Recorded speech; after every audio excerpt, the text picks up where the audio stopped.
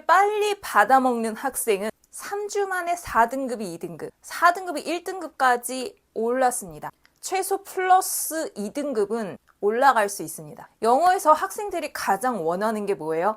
중상위권 대학은 최소 2등급, 상위권 대학은 1등급. 이걸 받아야 대학을 합격할 수 있는 조건을 만들 수 있는 거죠. 영어는 독해 능력도 중요하지만 정답을 맞추는 그 포인트를 아는 것이 핵심입니다. 안녕하세요. 대치동 셀리나 쌤입니다. 물론 평가원 난이도가 상위권들에게 혜자는 아닙니다. 당연히 불수능에서 변별력이 필요합니다. 자, 그럼에도 불구하고 수능장에서 당장 성적 나오려면 원래 내가 잘 봤던 학생이 아니지만 안정적으로 수능 잘 보고 대학에 합격하고 싶다. 자, 지금 당장 이 방법 따라해보세요. 20년 이상 학생들을 가르치면서 어떻게 하면 성적을 올릴 수 있을까? 머리를 쥐어뜯고 고민하고 고통받았습니다. 물론 알려줘도 못하는 학생들 있어. 압니다. 그렇지만 알려줬을 때 제대로 적용해서 최소 플러스 2등급 나오면 진짜 행복하겠죠? 살만나겠죠? 지금부터 찐으로 알려드릴 테니 초집중하시기 바랍니다. 16학년도 수능영어 17번이 오답률이 15.8%였습니다. 이런 순서 문제는요, 순서를 빠르게 찾아내고 그 다음에 해석을 하는 것이 시간을 훨씬 더 줄여주고요. 어떻게 코드를 찾아낼 것인가, 코드 찾기에 주의를 하시면 돼요. 자, 그러면 같이 볼게요. 철학은요, 허용해서 뭐 하도록? 요청하도록 훨씬 더 많은, 자, much니까 훨씬 더 큰 광범위한 질문을 많은 다른 과학적 학문 분야보다. 자, 그래서 철학이 나오고 그 다음에 이제 많은 과학적인 학문 분야 나왔네. 자, 이게 가능한데, 그래서 뭐가 가능해? 더 큰 그림 보게 가능해. 그리고 이제 중요한 어떤 통찰, 그 관계에 대해서 다양한 지식 분야의 사이에서. 자, 그래서 어떤 이제 철학이라는 것이 갖고 있는 특징을 지금 얘기하고 있네요. 그래서 이제 광범위한 철학이라는 것이 갖고 있는 특징은 더 넓은 범위에 무언가를 하고 있다, 큰 그림 본다, 중요한 뭐 통찰력 있다, 뭐 이런 거죠. 관계성에 대한 얘기를 하고 있어. 그래서 다양한 영역, 지식에서 다양한 영역 사이 관계. 자, 그러면, 자, 순서를 어떻게 봐야 되냐? 첫 번째는 이제 읽었잖아. 그러고서는 이제 뭐가 나오냐면, this라는 게 나와. this 뭘 의미하냐? 그러고서는 while절이 나오는 거야. 그러면 이제 while이 나와서, 얘가 앞에 거랑 뒤에 거랑 뭔가 대조가 되는 느낌이죠. 근데 이게 뭘 의미하냐면, 귀중한 어떤 통찰을 준대. 근데 이제 뭐가 나오냐면, 이론적인 개념, 그 다음에 광범위한 윤리적 질문, 뭐 이런 게 나와. 그럼 이제 이론이라든지, 아니면 윤리적이라든지, 이런 게, 여기서 갑자기 연결이 될 수 있나? 이거는 좀 봐야겠죠? 자, 그리고 뒤에서 또 뭐가 나냐면 또한 보완이 필요한데 empirical이라는 거는 사실은 이제 이론적인 거의 반대 개념이겠죠. 자, 그러면 경험적인 어떤 연구 결과라든지 실험이라든지 더 광범위한 이해에 도달하기 위한 어떤 이런 것들이 필요해?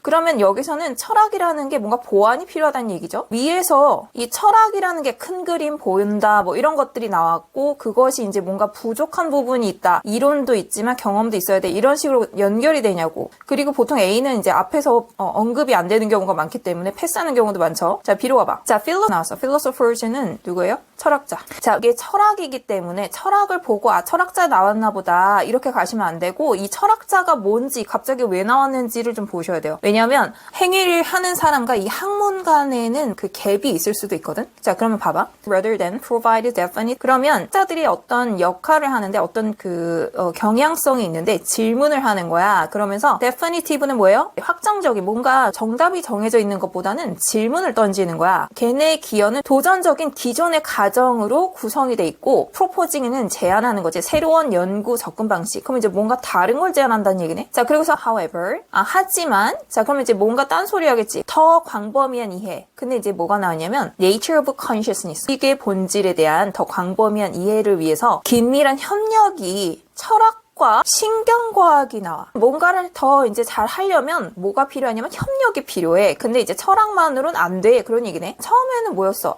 철학이라는 게 더 큰 그림 보는 거야. 그리고 통찰도 있어. 뭐 이렇게 갔잖아. 자, 그러고서는 이게 의미하는 게 자, 이론적이고 경험적인 게 같이 필요해 라는 거는 얘네 둘의 어떤 보완이라는 거는 뭔가 부족하기 때문이야 라는 거지.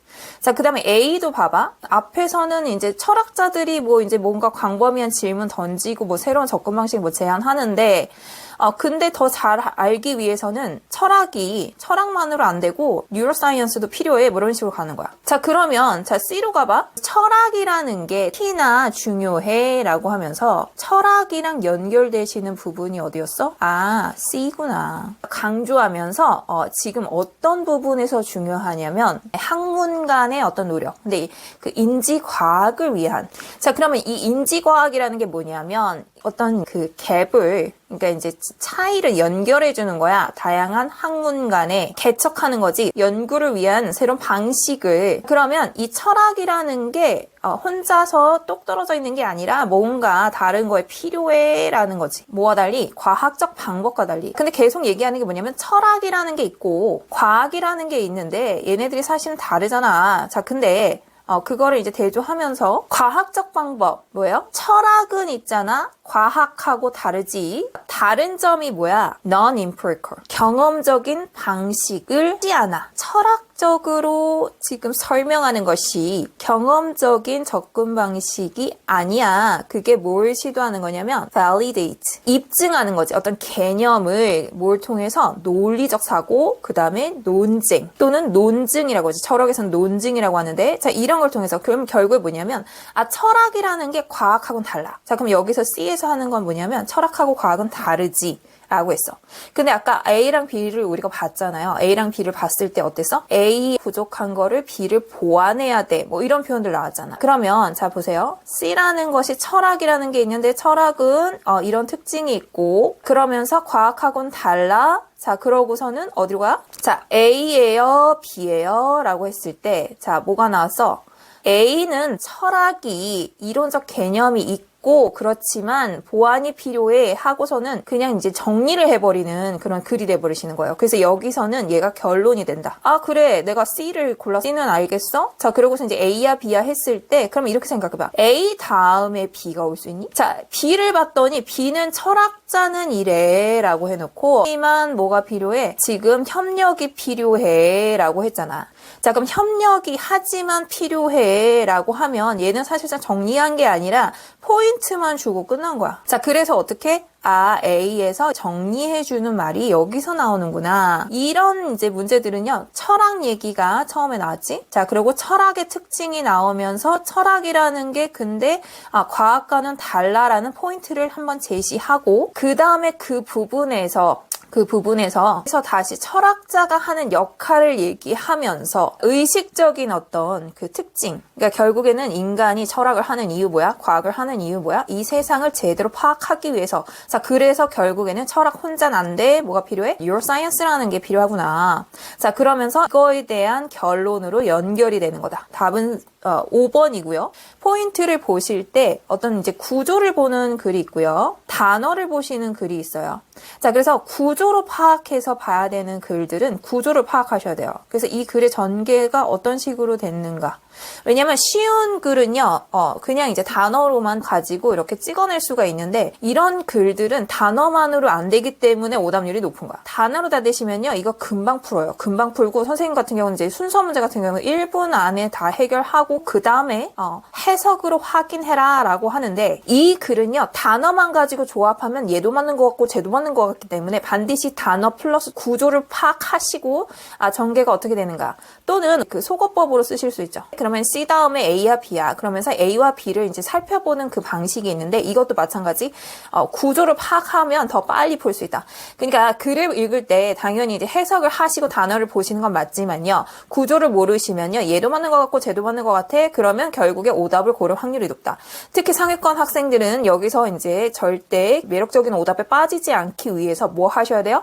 정확하게 속어를 할 줄 아셔야 됩니다. 아시겠죠? 오늘 그 선생님이 주는 포인트 뭐야?